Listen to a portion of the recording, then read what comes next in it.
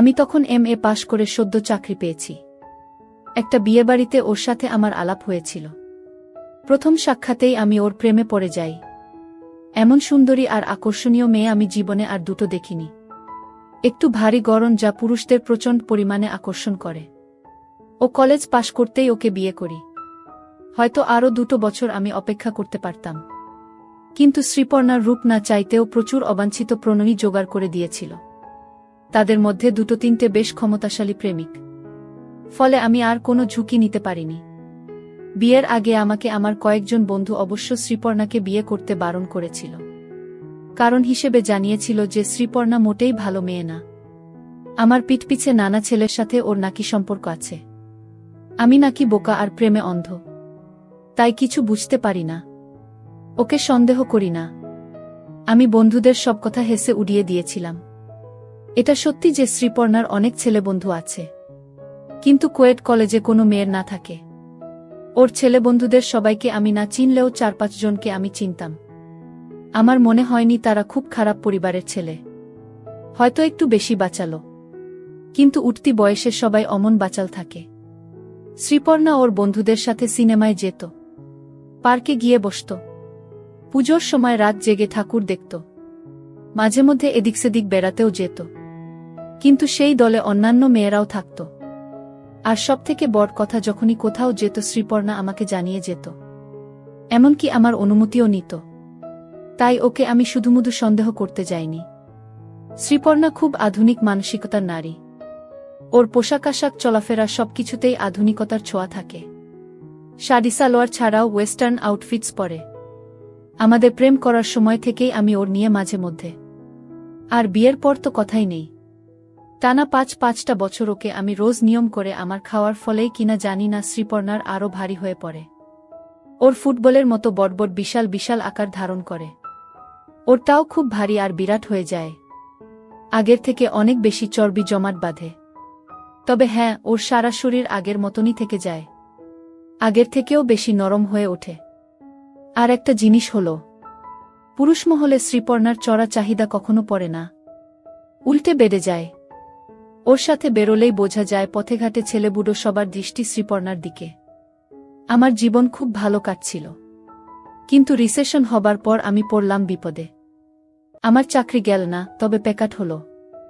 Office থেকে আমাকে অর্ধেক মাইনেতে কাজ করতে বলা হলো। তাতে না পোষালে অন্য কোথাও দেখতে বলা হলো। আমি প্রথম 1-2 মাস অন্য জায়গায় কাজ জোটানোর চেষ্টা করলাম, কিন্তু ভাগ্য বিরূপ থাকলে যা হয় জুটল না। শেষমেশ অর্ধেক মাইনেতেই কাজ করতে রাজি হয়ে গেলাম। এতে হলো কি, সংসারে টানাটানি পড়ে গেল।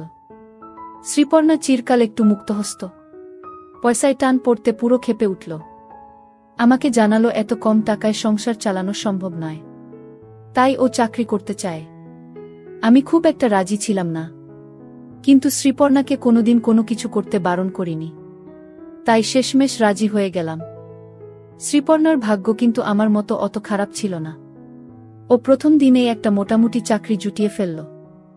5 স্টার হোটেলে রিসেপশনিস্ট, ইভিনিং শিফটে কাজ, দুপুর 3টে থেকে রাত 12টা পর্যন্ত ডিউটি। মাইনেও মোটামুটি ভালো। শ্রীপর্ণা খুব খুশি, মনটা একটু খচখচ করছিল, কিন্তু ওর আনন্দ দেখে আমি আর বাধা দিলাম না। আমাদের জীবনটা বদলে গেল। সন্ধ্যাবেলায় বাড়ি ফিরে বুকে পাই না। শ্রীপর্ণার ফিরতে ফিরতে রাত 1-1:30 বেজে যায়। ওর মঙ্গলবার অফ পড়ল আর আমার অফিস রবিবার বন্ধ থাকে। আমাকে সকাল 9টার মধ্যে অফিসে বেরিয়ে যেতে হয়, আর ও বাড়ি থেকে বের হয় দুপুর 1:30। একে অপরের সাথে কথা বলার সুযোগ খুব কমে গেল। 2 সপ্তাহ পরে আমি একবার ওকে চাকরি ছাড়ার জন্য বললাম, কিন্তু ও প্রায় খেকিয়ে উঠল। আমাকে জানিয়ে দিল আমার মাইনে এত কমে গেছে যে সেই টাকায় সংসার চালানো যায় না। তাই বাড়তি 2 পয়সা রোজগার করার জন্য ও সারা সন্ধে খেটে মরছে, শুধু যাতে আমাদের সংসারটা সচ্ছল থাকে। এখন আমি যদি ওকে সমর্থন না করে বাধা দিই, তাহলে ওকে অভাবের তাড়নায় পাগল হয়ে যেতে হয়। আমি আর কথা বাড়ালাম না, চুপ করে ওর সমস্ত কথা মেনে নিলাম। এইভাবে 1 মাস কাটল। তারপর এক শনিবার রাতে আমার মোবাইলে শ্রীপর্ণা SMS করল যে সেদিন ওর ফিরতে একটু বেশি রাত হবে। ওর OT আছে। আমি যেন ওর জন্য অপেক্ষা না করে খেয়ে দিয়ে শুয়ে পড়ি। আমি ওকে কল করে কেন ওটি করতে হবে জানবো তারও উপায় নেই। হোটেলে ওদের মোবাইল অফ করে রাতে হয়। আমি আর কি করব? ডিনার সেরে বিছানায় গিয়ে শুলাম, কিন্তু ঘুম এলো না। বাড়ির বউ বাড়ি না ফিরে এলে কার চোখেই বা ঘুম আসে? সেদিন ঘড়ি যেন একটু বেশি আসতে চলছিল, সময় যেন কাটছিলই না। রাত 2টো গেল, 2:30 গেল, এবং শেষমেশ যখন 3টে পেরোল, তখন আমি শ্রীপর্ণাকে মোবাইলে ধরার চেষ্টা করলাম, কিন্তু সুইচ অফ পেলাম। বুঝলাম তখনও ওকে ডিউটি করতে হচ্ছে। আমি বিছানায় শুয়ে ছটফট করতে লাগলাম, আর ঘন ঘন ওর মোবাইলে চেষ্টা করতে লাগলাম। অবশেষে 4টের সময় ওর মোবাইলের রিং বাজল, কিন্তু ও তুলল না। আমি আবার চেষ্টা করলাম, রিং বাজল, কিন্তু আবার ও তুলল না। আমি আরও 10-12 বার চেষ্টা করলাম, প্রতিবারই রিং বাজল, কিন্তু ও তুলল না। আমার টেনশন আরও বেড়ে গেল। কি করব ভাবছি, এমন সময় আমার মোবাইলে ওর মেসেজ এলো। ওর ডিউটি এইমাত্র শেষ হয়েছে, ও ঘণ্টা খানেকের মধ্যে বাড়ি ফিরছে। শ্রীপর্ণার মেসেজ পেয়ে আমি একটু নিশ্চিন্ত হলাম। চাতক পাখির মতো ওর অপেক্ষায় সারা ঘরময় পায়চারি করতে লাগলাম। অবশেষে ভোর 5:30 নাগাদ ও বাড়ি ফিরল। আমি তাড়াতাড়ি গিয়ে দরজা খুললাম। শ্রীপর্ণা দেখেই আমার মনটা ছ্যাঁত করে উঠল। পোশাক এলোমেলো হয়ে গেছে, পিনআপ খুলে গিয়ে মাটিতে লুটোচ্ছে। শায়ের কাছে 3 জায়গা শাড়িটা খুলে গেছে, ঠিকমতো আটকানো নেই। প্রথম 2টো হুক খোলা, চোখের আইলাইনার থেকে মাস্কারা নষ্ট হয়ে গেছে, মুখে ক্লান্তির ছাপ। আমি দরজা খুলতেই আমার দিকে তাকিয়ে হাসল। ওর মুখ থেকে মদের গন্ধ পেলাম। ন্যাকা সুরে আমাকে বলল, আমি খুব টায়ার্ড, অফিসে যাবার সময় আমাকে আজ আর ডেকো না। আমি গম্ভীর মুখে বললাম, আজ রবিবার, আমার আজ ছুটি। শুনে ও বাচ্চা মেয়ের মতো খিলখিল করে হেসে উঠল। ওহ সরি, আমি না ভুলেই গেছিলাম। সরো তো এবার। কি দরজা আটকে রয়েছ? আমার খুব ঘুম পাচ্ছে, আমি শুতে যাই। আমি সরে দাঁড়াতে ও টলতে টলতে ঢুকে সোজা বেডরুমে চলে গেল। আমি দরজা বন্ধ করে ফিরে এসে দেখি ও জামাকাপড় না ছেড়েই শুয়ে পড়েছে। আমি ওকে পোশাক ছাড়ার জন্য ডাকলাম, কিন্তু ও এর মধ্যেই ঘুমিয়ে পড়েছে আর সাড়া দিল না। আমি চুপচাপ ওর পাশে গিয়ে শুয়ে পড়লাম। আর ঘুম এলো না। উঠে পড়লাম। সারা সকাল আমি মনে চাপা অস্বস্তি নিয়ে কাটালাম। শ্রীপর্ণা বেলা 12:30 নাগাদ ঘুম থেকে উঠল। আমি ওকে কিছু প্রশ্ন করার আগেই ও জানালো যে গতকাল ওদের হোটেলে একটা পার্টি ছিল। পার্টি অনেক রাত পর্যন্ত চলেছিল, তাই ওকে ওভারটাইম করতে হয়েছে। এরকম পার্টি মাঝে মধ্যে হয়, তখন সব স্টাফেদেরই ওটি করতে হয়। আমি জিজ্ঞাসা করলাম যে ওকে মদ খেয়েছিল কেন। উত্তরে ও আমাকে ওল্ড ফ্যাশন বলে ঠাট্টা করল, আর বলল এসব পার্টিতে মদ খুব সাধারণ ব্যাপার, এবং গেস্টদের মন রাখতে স্টাফেদেরও একটু আধটু মদ খেতে হয়। আমি যখন ওর পোশাক নিয়ে প্রশ্ন তুললাম, তখন ও ক্ষেপে গেল। বলল যে আমি খুব সংকীর্ণ মনের মানুষ। সারা রাত পার্টিতে খেটে খেটে ওর ড্রেস নষ্ট হয়ে গিয়েছিল। কিন্তু আমি তো সেসব বুঝতে চাইব না। আমার ধান্দা শুধু বুকে সন্দেহের চোখে দেখা। শ্রীপর্ণার মুখঝামটা খেয়ে আমি চুপ করে গেলাম। তারপর ও দুপুর 2টো নাগাদ ডিউটিতে চলে গেল। এভাবে আরও 2টো মাস কাটল। আমি সকালবেলায় অফিস চলে যাই আর শ্রীপর্ণা দুপুরে বেরো। আমি সন্ধে নাগাদ বাড়ি ফিরে আসি, আর শ্রীপর্ণার ফিরতে ফিরতে রাত 2টো হয়। ওদের হোটেলে যখন পার্টি থাকে, তখন ও ফিরতে আরও দেরি করে। ভোর 5টা-6টা বেজে যায়। প্রতিবারই ও মদ খেয়ে ফেরে, মাঝে মধ্যেই মাত্রা বেশি হয়ে যায়। ফেরার সময় ওর পোশাক আশাকও ঠিক থাকে না। কিছুদিন যাবত ওর ড্রেসিং সেন্সেও পরিবর্তন এসেছে। আজকাল ও বেশ খানিকটা খোলামেলা জামাকাপড় পরে হোটেলে যায়। মাঝে সাঝেই ছোট ছোট দেখানো ওয়েস্টার্ন আউটফিটস পরে। আমি কিছু বলতে গেলে আমাকে সেকেলে বলে দাবড়ে চুপ করিয়ে দেয়া। আমি আর কি করব? বইয়ের মুখঝামটা খেয়ে চুপ করে যাই। পাড়া প্রতিবেশীতে নানা লোকে নানা কথা বলে, কিছু কানে আসে, কিন্তু কিছু করার নেই। বুকে কিছু বলতে পারি না। বাধা দিতে গেলে প্রচণ্ড ঝগড়া হয়, আর আমি খুব একটা ভালো ঝগড়া করতে পারি না। তাই সবকিছু মেনে নিই। বুঝতে পারি ভুল করছি, কিন্তু কিছু করে উঠতে পারি না। মাঝে মাঝে নিজেকে ভীষণ অসহায় মনে হয়, এভাবেই চলছিল। একদিন শ্রীপর্ণা আমাকে বলল যে ওদের হোটেল সেই মাসে খুব ভালো ব্যবসা করেছে বলে স্টাফেদের পার্টি দিচ্ছে। স্টাফেদের বর আর বুয়েরাও নিমন্ত্রিত। আমি যদি চাই তাহলে পার্টি অ্যাটেন্ড করতে পারি। রবিবারে পার্টি। শ্রীপর্ণা আগেই দুপুরে হোটেলে ডিউটি দিতে চলে যাবে। আমাকে পরে সন্ধ্যা 9টা নাগাদ যেতে হবে। আমার খুব একটা ইচ্ছা ছিল না, তাও পার্টিতে যেতে রাজি হয়ে গেলাম। কথাম তো রবিবার শ্রীপর্ণা সেজেগুজে দুপুর 2টোর সময় হোটেলে বেরিয়ে গেল।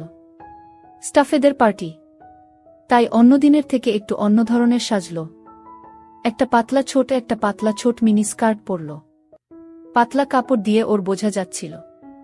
মুখে ভালো করে মেকআপ ঘষল। পায়ে হাই হিলস পরল। ওর ভারী ছোট্ট খোলামেলা পোশাকটা দিয়ে বেরিয়ে আসতে লাগল। আমি কিছু বলতে চাইছিলাম, কিন্তু মুখ খোলার সাহস হল না। জানি ও আমার বারণ শুনবে না, উল্টে আরও বেশি কোনো ড্রেস টেনে বের করে পরে চলে যাবে। আমার যেতে যেতে দেরি হয়ে গেল। রাস্তায় জ্যাম ছিল। শ্রীপর্ণাদের হোটেলে যখন পৌঁছলাম তখন ঘড়িতে 9:30 বাজে। রিসেপশনে কেউ নেই, শুধু মেন গেটে একটা দারোয়ান দাঁড়িয়ে ছিল। আমি নিজের পরিচয় দিতে জানালো পার্টি দোতলায় ব্যাংকুয়েটে চলছে। আমি লিফটে করে দোতলায় উঠলাম। ব্যাংকুয়েটে গিয়ে দেখলাম পার্টি বেশ জোরকদমে চলছে। জনসাধারণ সবাই অল্পবিস্তর ড্রাঙ্ক, কেউ কেউ তো মদ খেয়ে চুর হয়ে গেছে। ব্যাংকুয়েটের ডান পাশ করে একটা নাচার জায়গা তৈরি করা হয়েছে। অনেক মেয়ে পুরুষ সেখানে। বেশিরভাগই মনে হলো অন্যের বুবরের সাথে নাচছে। আমার বউকে কোথাও খুঁজে পেলাম না, কাউকে চিনি না। তাই ইতস্তত করে এরোর কাছ থেকে শ্রীপর্ণার খোঁজ নিতে লাগলাম। কেউ ঠিক করে কিছু বলতে পারল না। শুধু এক মদ খেয়ে চুর মেয়ে বলল, দেখুন ও হয়তোবা হোটেলের কোন ঘরে গিয়ে কাকে দিয়ে। মেয়েটার কথা শুনে আমি হকচকিয়ে গেলাম। মনটাও ধরাস করে উঠল। যত রাজ্যের কুচিন্তা মনের ভিতর এসে বাসা বাঁধল। আমি আর দেরি না করে আরও ভালো করে বউয়ের খবর নিতে শুরু করলাম। কিন্তু আর কেউ কিছু বলতে পারল না। আমি আর কি করব? ব্যাংকুয়েটের এক কোণে চুপ করে দাঁড়িয়ে আমি বউয়ের অপেক্ষা করতে লাগলাম। আর উল্টোপাল্টা ভাবতে লাগলাম। প্রায় আধ ঘন্টা বাদে পিছন দিকের দরজা দিয়ে শ্রীপর্ণাকে ব্যাংকুয়েটে ঢুকতে দেখলাম। ওর ঠিক পিছন পিছন একটা মাঝবয়সী লোক ঢুকলেন। লোকটার মুখে চওড়া হাসি, যেন দিগ্বিজয় করে এসেছেন। ঢুকেই শ্রীপর্ণা সোজা বারের দিকে এগিয়ে গেল। আমিও বারের দিকে পা বাড়ালাম। ভিড় কাটিয়ে ওর হাত 20 দূরত্বে গিয়ে দেখি বারের টেবিলে ঠেস দিয়ে শ্রীপর্ণা একটা বছর 30-এর ছেলের সাথে ঘনিষ্ঠভাবে হেসে হেসে গল্প করছে। ছেলেটার একটা হাত শ্রীপর্ণা কিছু বলছে না, উল্টে উপভোগ করছে। দুজনের হাতেই মদের গ্লাস। আমি সোজা গিয়ে শ্রীপর্ণার সামনে দাঁড়ালাম। আমাকে দেখে শ্রীপর্ণা হাসল। ওর মুখ থেকে ভকভক করে মদের গন্ধ বেরোল। এই যে তুমি এসে গেছ, আলাপ করিয়ে দি। এ হলো আমার কলিগ বিজয় আর এটা আমার হাসব্যান্ড। বিজয় আমাকে হাই জানালো। আমি উত্তর দিলাম না। জানো বিজয়টা না খুব পাজি, খালি অসভ্যতা করে। সুযোগ পেলেই হাত দেয়। তুমি একটু ওকে বকে দাও তো। শ্রীপর্ণা, তুমি এত শুধু আমি কেন যে কেউ তোমার হাত দিতে চাইবে? যা, কি যে বলো। আমি আবার কোথায় আগুন? কি বলছো কি শ্রীপর্ণা? তোমার মতো মেয়ে আমি দুটি দেখিনি। তোমার দোকানপাট দেখলে মাথা খারাপ হয়ে যায়। দেখছো ছেলের মুখের ভাষা দেখছো। পাজি, অসভ্য। আমার বরের সামনে আমার সাথে ফ্লার্ট করতে তোমার লজ্জা করে না? এই তুমি ওকে আচ্ছা করে বকে দাও তো গু। সরি দাদা, দোষ নেবেন না। শ্রীপর্ণাকে দেখলে সত্যি সামলানো যায় না। এই দেখুন আপনার আগুন বউয়ের সাথে কথা বলতে বলতে আমার কেমন ফুলে উঠেছে বলে বিজয় তার উপর ফুলে ওঠার দিকে ইশারা করল। ছোটলোক, খালি আমার দেখা, কিন্তু নিজেরটা তো কোনোদিন দেখালে না। স্বার্থপর বলে শ্রীপর্ণা বিজয়ের উপর হাত রাখল। এখানেই দেখবে নাকি আলাদা নিরিবিলিতে যাবে? চলো। ওদের দুজনের সাহস দেখে আমি একেবারে হতবাক হয়ে গেলাম। আমার সামনে এমনভাবে কথা বলছে যেন আমার কোনো অস্তিত্বই নেই। শ্রীপর্ণা বিজয়ের কাঁধে হাত রাখল আর বিজয় সঙ্গে সঙ্গে ওর এক হাত দিয়ে অল্প টলতে টলতে শ্রীপর্ণা বিজয়ের সাথে বার ছেড়ে বেরিয়ে গেল। আমি ওখানে বোকার মতো দাঁড়িয়ে রইলাম। নির্বাক হয়ে দেখলাম আমার বউ আমাকে ফেলে একটা পরপুরুষের সাথে আমার চোখের সামনে দিয়ে চলে গেল। কি যে করব কিছুই বুঝতে পারলাম না। আমার মাথা কাজ করছিল না। কতক্ষণ ওভাবে দাঁড়িয়েছিলাম জানি না। যখন বুঝতে পারলাম কি ঘটতে চলেছে, তখন আর দাঁড়িয়ে সময় নষ্ট করলাম না। বার থেকে বেরিয়ে সোজা ওরা যে পথে গিয়েছিল সেই পথে পা বাড়ালাম।